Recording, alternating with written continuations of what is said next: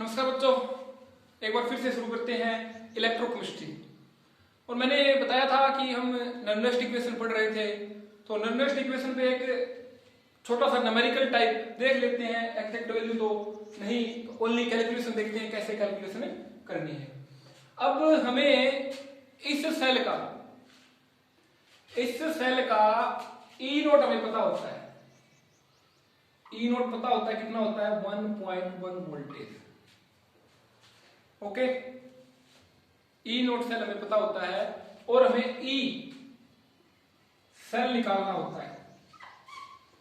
ठीक है, मान के चलो कि इसकी कंसंट्रेशन 1 मोलर है और इसकी कंसंट्रेशन 0.01 मोलर है। ठीक है, तो नॉर्मल इक्वेशन क्या थी? E cell is equal to E naught cell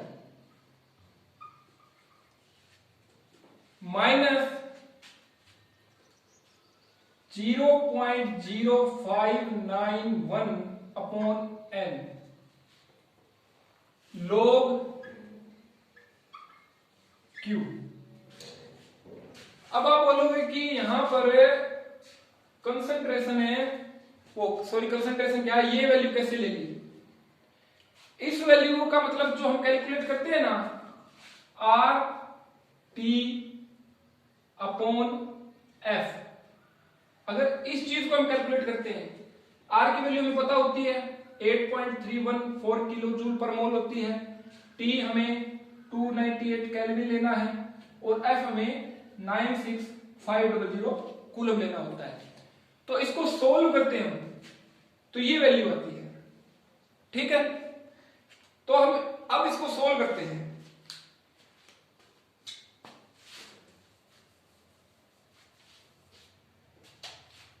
अब ई नोट सेल में दिया हुआ है, कितना है 1.1 volt. Is it okay? Minus 0.0591 upon n. कितने इलेक्ट्रॉन का ट्रांसफर हो रहा है यहां पर? यहां नंबर ऑफ इलेक्ट्रॉन कितने हैं? 2। तो अब 2 इलेक्ट्रॉन है तो एन की वैल्यू हम क्या पुट कर देंगे? 2 लोग। अब बात करता हूं मैं, तो प्रोडक्ट की कंसंट्रेशन अपॉन रिएक्टेंट की कंसंट्रेशन लेते हैं हम। तो प्रोडक्ट की कंसंट्रेशन की बात करूं तो जिंक 2 पॉजिटिव की कंसंट्रेशन एंड कॉपर की कंसंट्रेशन, ठीक है, अपॉन कॉपर 2 पॉजिटिव की कंसंट्रेशन अपॉन जिंक। जैसा कि हम जानते हैं कि जो प्योर सॉलिड होता है और प्योर लिक्विड होता है, उनकी हम कंसंट्रेशन क्या मान के चलते हैं? 1। ठीक है, तो इसका मतलब क्या हो गया?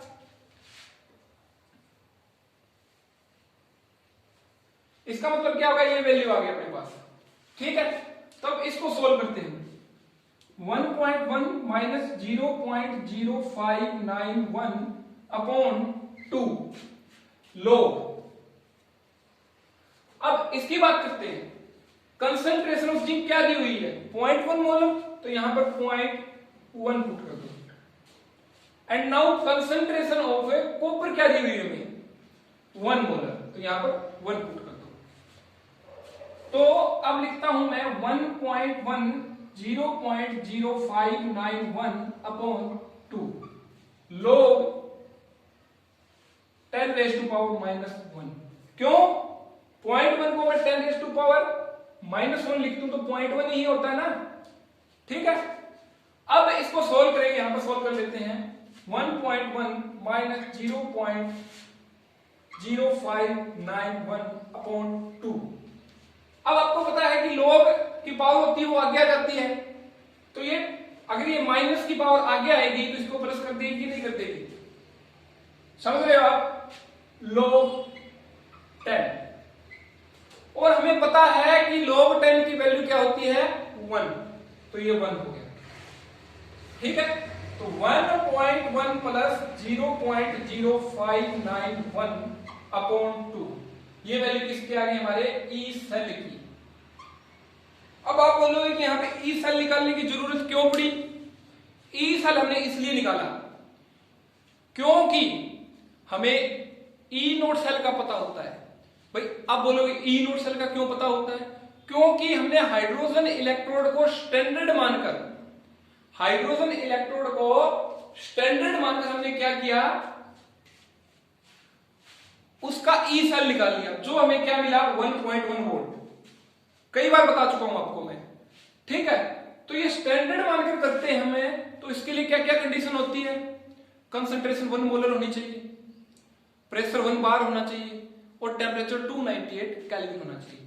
परंतु यहां पर कंसंट्रेशन हमने जिंक की 0.1 मोलर ले रखी है, तो मतलब अब स्टैंडर्ड से तो थोड़ा चेंज आएगा ना।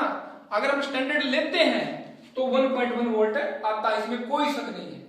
परंतु अब देखो यहां पर मैंने 0.1 मोलर ले ली, तो मैंने स्टैंडर्ड नहीं लिया, तो ये क्या करती है, ये इक्वेशन हमें जब नॉन स्टैंडर्ड डाटा दिया हो तो उसमें हमें ई सेल कैलकुलेट करने में हेल्प करती है। तो बच्चों ये न्यूमेरिकल, इसी प्रकार के न्यूमेरिकल आपके एनसीईआरटी में भी दिए होंगे, और हम कोशिश करेंगे कि अब जल्दी जल्दी इलेक्ट्रोकेमिस्ट्री को खत्म कर अगला चैप्टर शुरू करें। तो ये न्यूमेरिकल, ये प्रोसीजर आपको समझ में आ गया होगा। तो अब थोड़ा सा टॉपिक और रहा है। हाँ, एक बात और बता देता हूं आपको मैं, जब हम नर्नेस्ट इक्वेशन का यूज करते हैं तो वहां पर एक नेसेसरी कंडीशन है, क्या? इक्वेशन बैलेंस्ड होनी चाहिए। बैलेंसिंग आपने 10th क्लास में कर ली थी, और रिडॉक्स रिएक्शन 11th क्लास के चैप्टर में भी की थी। तो आप जब भी कहीं भी नर्नेस्ट इक्वेशन अप्लाई करें या आपको ई सेल की वैल्यू निकालनी हो, तो आप क्या करोगे? सबसे पहले इक्वेशन को बैलेंस कर लोगे। Is it okay? ठीक है। तो एक छोटा सा टॉपिक और रहा है हमारा, वो करते हैं हम।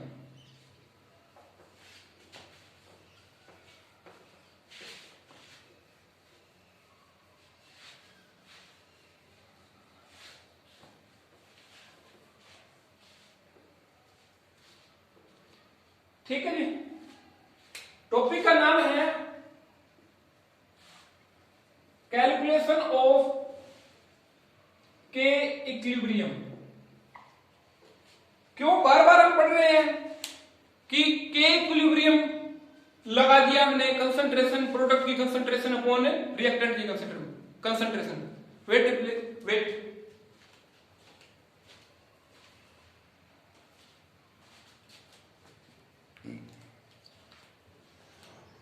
ठीक है, बार बार हम पढ़ रहे हैं कि रिएक्टेंट की प्रोडक्ट की कंसंट्रेशन है अपॉन रिएक्टेंट की कंसंट्रेशन है, उससे हमें बार बार यूज कर रहे हैं। तो उसका हम बार बार यूज कर रहे हैं, इसका मतलब इस इलेक्ट्रोकेमिस्ट्री की हेल्प से हम के इक्विलिब्रियम की वैल्यू भी निकाल सकते हैं। देखो अब उस के इक्विलिब्रियम की वैल्यू हमें कैसे निकालते हैं और समझो आप। ठीक है जी, के इक्विलिब्रियम वैल्यू कैसे निकालते हैं और इस बात को आप समझो। के इक्विलिब्रियम निकालना हो हमें, तो के इक्विलिब्रियम क्या होता है? प्रोडक्ट की कंसंट्रेशन अपॉन, कंसंट्रेशन का साइन लगा लेना आप, रिएक्टेंट की कंसंट्रेशन। कॉपर है, ठीक है। तो ये के इक्विलिब्रियम होता है, आपको पता है। तो अगर रिएक्शन कहां पर है? इक्विलिब्रियम पर है। अगर रिएक्शन कहां पर है? इक्विलिब्रियम पर है। अब एक बात बताओ मेरे को आप, मैंने आपको कई बार पीछे बताया हुआ है, जब रिएक्शन फॉरवर्ड जाएगी, आगे की तरफ जाएगी, तो रिएक्शन का ई सेल की वैल्यू इंक्रीज होगी। अगर रिएक्शन कोई भी कारणवश बैकवर्ड डायरेक्शन में आ जाती है तो उसकी वैल्यू डिक्रीज होगी। तब आप बताओ मेरे को कि अगर इक्विलिब्रियम आ गया तो रिएक्शन स्टॉप हो गई, तो ई सेल की वैल्यू क्या होगी? मतलब forward is equal to backward. जितना आगे से फोर्स लग रहा है उतना ही पीछे से फोर्स लग रहा है, तो इसका मतलब ई सेल की वैल्यू इक्विलिब्रियम कंडीशन के ऊपर क्या हो जाएगी? जीरो। यही बात हमें नोट करनी है, ठीक है। तो आप अब देख सकते हो, अब देखो आप, मैं नंबर्स इक्वेशन दोबारा लिखता हूं। E cell is equal to E naught cell minus 0.0591 upon n. अब हमें पता है कि हम प्रोडक्ट की कंसंट्रेशन अपॉन रिएक्टेंट की कंसंट्रेशन लिखते हैं, but there is a condition of equilibrium. तो मतलब ये क्या होगा, इक्विलिब्रियम के बराबर होगा कि नहीं होगा। तो यहां पर मैं लोग के इक्विलिब्रियम भी लिख सकता हूं। समझे कि नहीं समझे आप। और मैंने अभी बताया आपको, at equilibrium E cell is equal to zero. E cell की बात कर रहा हूं मैं, ना कि ई नोट की। ई नोट तो हम स्टैंडर्ड कंडीशन पर ऑब्टेन करते हैं। अगर स्टैंडर्ड के अलावा कोई कंडीशन हो गई तो standard backward is equal to forward reaction, reaction net reaction zero, मतलब ई सेल जीरो। समझ रहे हो आप। तो अब क्या होगा, अब इसको इस साइड ले जाओ, E naught is equal to 0.0591 upon n log K equilibrium. तो यहां से बच्चों के इक्विलिब्रियम की वैल्यू फाइंड कर सकते हैं कि नहीं कर सकते अपन। तो ये था इलेक्ट्रोकेमिस्ट्री के गैल्वेनिक सेल का लास्ट टॉपिक। कैसे समझ में आ गया होगा। चलो एक बार और रिपीट कर देता हूं मैं। ये क्या चीज होती है, इक्विलिब्रियम में देखा था हमने प्रोडक्ट की कंसंट्रेशन अपॉन रिएक्टेंट की कंसंट्रेशन। अगर रिएक्शन ही इक्विलिब्रियम पर है तो इसकी जगह हम के इक्विलिब्रियम लिख सकते हैं कि नहीं लिख सकते। अगर मैं के इक्विलिब्रियम लिख देता हूं और इक्विलिब्रियम कंडीशन पर रिएक्शन का ई सेल हमेशा जीरो होता है। क्यों, मैंने बताया कि फॉरवर्ड रिएक्शन होती है वो बराबर होती है बैकवर्ड रिएक्शन के। तो नेट फोर्स क्या हो गया, जीरो। तो जीरो मतलब ई सेल जीरो। तो यहां से हमें ई नोट सेल की वैल्यू गिवन होती है। अगर गिवन ना हो तो हम उसे टेबल से भी देख सकते हैं। तो यहां से ई नोट सेल की वैल्यू पता है हमें, रिएक्शन में नंबर ऑफ इलेक्ट्रॉन कितने ट्रांसफर हो रहे हैं ये भी पता है हमें। तो यहां से अननोन क्या हुआ, ओनली के इक्विलिब्रियम। और इस के इक्विलिब्रियम को हम आसानी से सोल्व कर सकते हैं। एक बात और बता देता हूं आपको, ये लोग है, लोग, इसको सोल्व करने के लिए एंटी लोग आपको आना चाहिए। It's a duty of your maths teacher. अपने मैथ टीचर से आप सीखो कि लोग की वैल्यू कैसे निकालते हैं और एंटी लोग की वैल्यू कैसे निकालते हैं, ठीक है।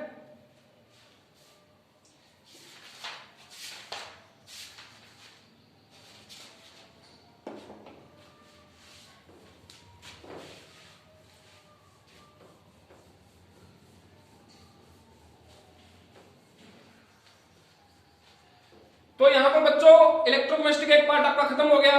और मैं कोशिश करूंगा अभी 2-3 दिन में लगातार जल्दी जल्दी लेक्चर डालकर क्या करूं, इलेक्ट्रोकेमिस्ट्री को खत्म कर दूं और अगला टॉपिक शुरू करें। देखेंगे कि केमिकल काइनेटिक्स शुरू करें। या अभी तक कंफ्यूजन में है बच्चों कि हमें अब तक बोल रहे हैं कि सिलेबस 25% रिमूव कर देंगे।